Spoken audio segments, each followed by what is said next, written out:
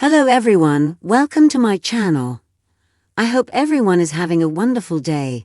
Before starting the video, please go ahead and hit the subscribe button and give this video. Jason attacks Drew for sleeping with Willow. Jason savagely beats Drew, leaving Willow and Nina wondering why today, on General Hospital. Molly spends her birthday with someone unexpected. Trina squares off with Kai again. And Ava and Rick strategize for her upcoming trial. Please note that if you purchase something by clicking on a link within this story, we may receive a small commission of the sale. In Alex's office, Christina asks her mother to help her prepare for Ava's trial. She wants to do everything she can to ensure Ava is found guilty. Alexis wants her to be ready, but this case may not go how she wants. Christina asks why she'd say that, as the truth is on her side.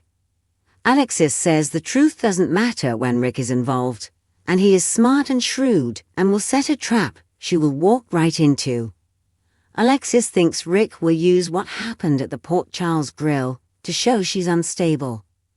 Christina says she won't let Rick get to her again, and she won't let Ava get away with this, as she is not a mother because of that woman. She wants Ava to experience the pain of having Avery ripped out of her arms and know she caused it. Alexis has never heard her daughter talk this way, and says the law is about justice, not revenge. Christina thinks in this case, justice and revenge go hand in hand. More. What you need to survive a soap opera. Ava meets Rick at Cafe Cherry to discuss her trial. Rick says this case is winnable, but they don't know if the jury will believe her side of the story. Ava asks if he's going to paint Christina as an explosive woman. Rick responds, like you.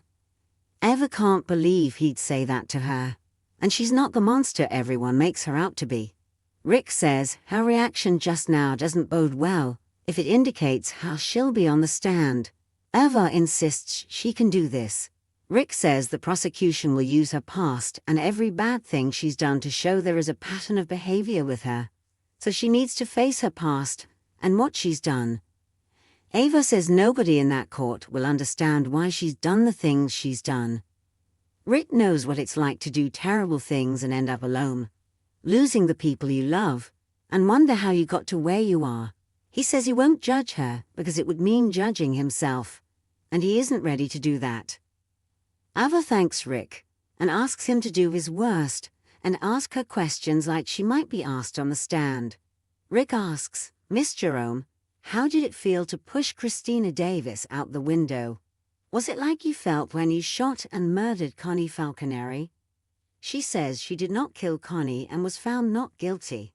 Rick says only because the evidence against her disappeared, much like the bags Christina tripped over in her room. She admits she has done things she regrets. He asks, such as killing Morgan Corinthos? She cries she did not kill Morgan. She admits she switched his meds and caused his breakdown, but she was not involved in his death or the explosion. She says Morgan's death haunts her, but it is nothing like what happened with Christina and her baby. She says moving Kate's bag was stupid and is what makes her look guilty.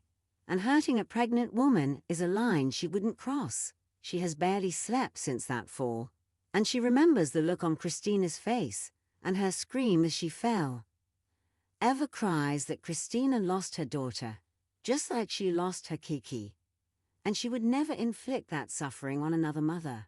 She would give up everything she could to give Christina back her baby. Rick tells Eva that speech was perfect, and to say exactly that on the stand. He says if she takes accountability, like she did, she has this win in the bag. Trina runs into TJ at Sunny's gym. She is sorry to hear about what happened to Sam, and asks how Molly is doing.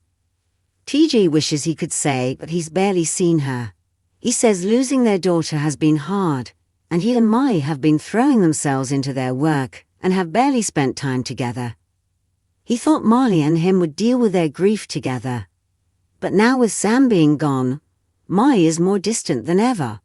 All this loss has been too much for Molly. After they work out on the bag for a bit, TG decides he needs to get back to work. He tells her to have a great workout. Kai walks in, and she comments her workout won't be great because of who just arrived. TJ sees she's talking about Kai and praises his skills as a quarterback. Trainer explains he's messing up her GPA as he's not shown up to their art history class. TJ suggests she go talk to him about it. TJ heads out, and Kai approaches Trainer. She asks why he's here and not at the athlete's fancy training facility. Kai says it's closed right now, and he came over to tell her he wants to make things right. He got his class schedule and will be attending all his classes. She tells him not to bother, as she asked for a new group partner. Once it's approved, she won't have to see him again. She walks out. At Bobby's, Molly is sitting at a table alone. Isaiah bumps her table and knocks her book, Little Women, to the floor. He picks it up and assumes she must want a good cry if she's reading it. She says it's her favorite book, and this is a new edition, and she bought it as a birthday gift for herself. He wishes her a happy birthday, and she thanks him, as her family has forgotten. He thinks that's awful, but she explains her family has had a lot going on with her sister's recent death. Isaiah doesn't mean to pry, but asks what happened. She explains her sister died donating her liver.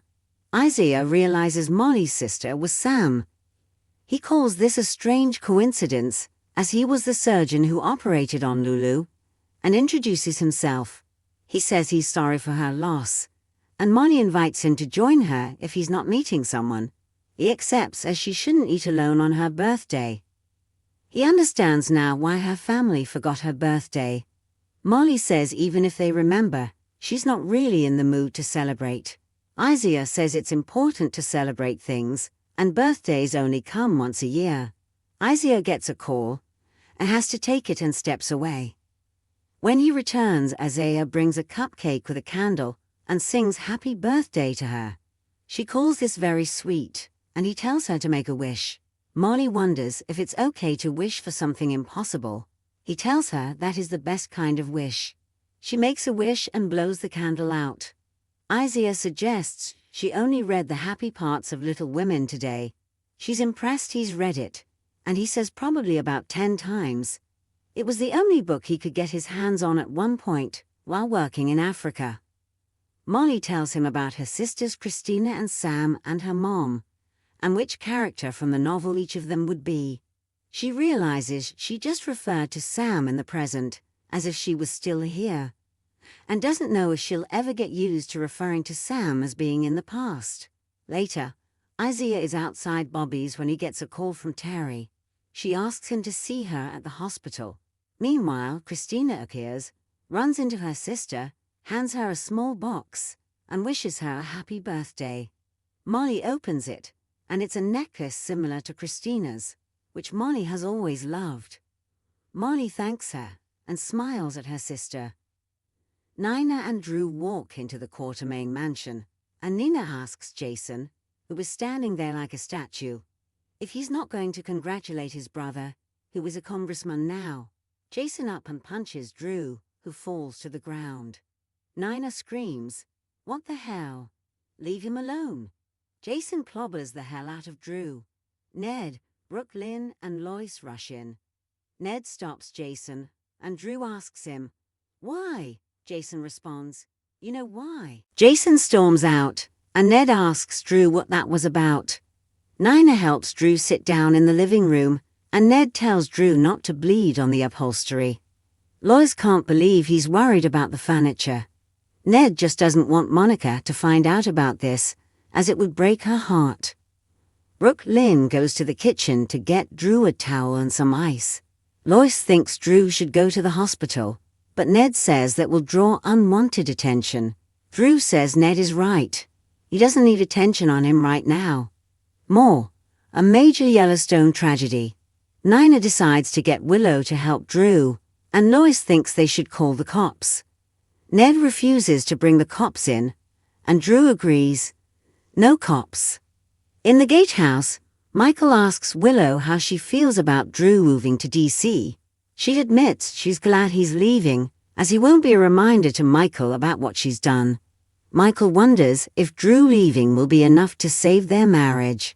Willow thinks it will allow them to work on their marriage. Michael knows where to start, and that is with the truth. Michael says he loves her, and he wants to move past this. She does too.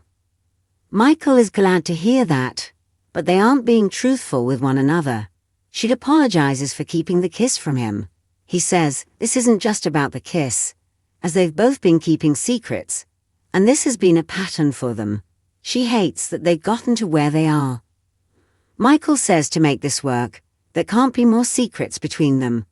Willow asks where they start, so he says they need to be completely honest with one another. Suddenly, Nina knocks on the door, interrupting them. She asks Willow to come to the house, as Drew and Jason fought, and Drew's been hurt. The three of them rush to the house. More. Steve Burton opens up about Kelly Monaco's exit. In the Keys kitchen, Lois and Brooke Lynn discuss what just happened as Brooke Lynn gets more ice for Drew. Lois thinks Jason must still be grieving Sam, and Brooke Lynn says perhaps that's it. Lois realizes her daughter knows something and demands she spill it. Brooke Lynn explains Drew and Willow kissed, and they were trying to keep it under wraps, but now Jason knows. In the living room, Michael, Nina, and Willow arrive. As Willow tends to Drew, Nina explains Jason attacked him. Ned drags Michael into the foyer and scolds him for telling Jason what happened, as he knows Jason takes matters into his own hands. Michael says he needed someone to talk to. Ned hopes it was worth it, as the entire town will soon know about Willow and Drew. Back in the living room, Brooke Lynn and Lois bring Drew more ice. In a low voice, Willow asks Drew if it is possible Jason knows what they did. Drew feels that's impossible.